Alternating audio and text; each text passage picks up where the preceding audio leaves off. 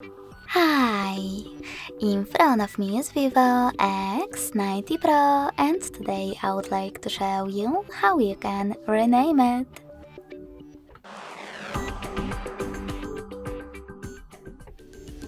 Firstly, go into Devices Settings and scroll all the way down right away. Then tap on About Phone section at the bottom. Following that, select this pen icon located next to current device name. Then type in wherever you wish to.